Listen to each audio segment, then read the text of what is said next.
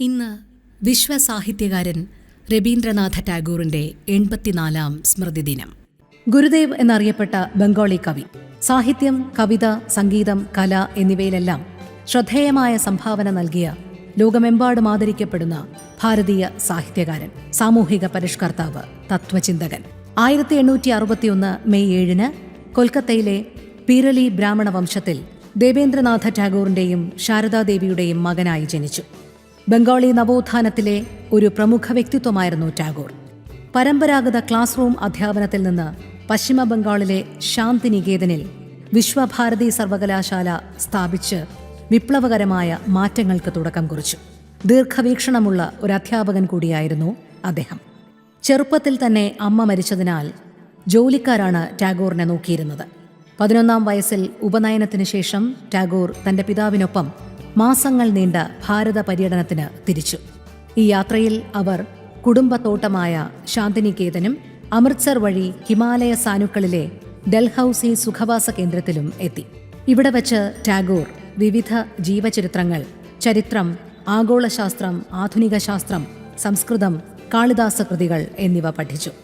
തിരികെ വന്ന ടാഗോർ സ്കൂളിൽ പോയി പഠിക്കാൻ താൽപ്പര്യം കാണിച്ചില്ല. അധ്യാപകർ വീട്ടിൽ വന്നാണ് ടാഗോറിനെ പഠിപ്പിച്ചത്.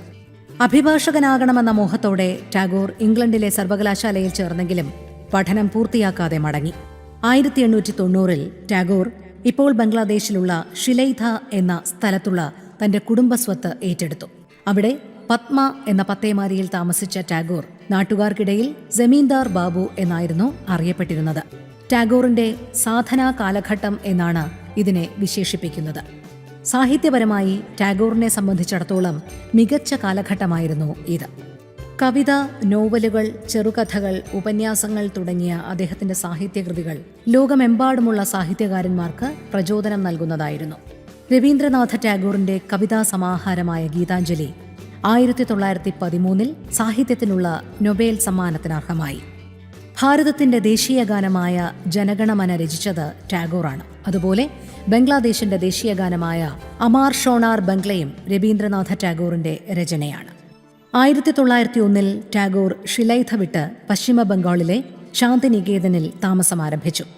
അവിടെ വെണ്ണക്കല്ല് പതിച്ച പ്രാർത്ഥനാമുറിയുള്ള ഒരു ആശ്രമവും പരീക്ഷണാടിസ്ഥാനത്തിൽ ഒരു വിദ്യാലയവും പുഷ്പവൃക്ഷത്തോട്ടങ്ങളുള്ള ഒരു വായനശാലയും അദ്ദേഹം സ്ഥാപിച്ചു. പക്ഷേ ഈ കാലഘട്ടത്തിൽ അദ്ദേഹത്തിന് വ്യക്തിപരമായി വലിയ ദുഃഖം അനുഭവിക്കേണ്ടിയും വന്നു. അദ്ദേഹത്തിന്റെ പിതാവും ഭാര്യയും 2 കുട്ടികളും മരണമടഞ്ഞു. ഈ കൊടിയ ദുഃഖത്തിനിടയിലും അദ്ദേഹം ബ്രിട്ടീഷ് ഗവൺമെന്റ് ഏകപക്ഷീയമായി തീരുമാനിച്ചു നടപ്പിലാക്കിയ ബംഗാൾ വിഭജനത്തിന് എതിരായി 1905 ആരംഭിച്ച സംഘടിത പ്രക്ഷോഭത്തിൽ ഭാഗഭാക്കായി. പിന്നീട് അദ്ദേഹം രോഗശയ്യയിലുമായി.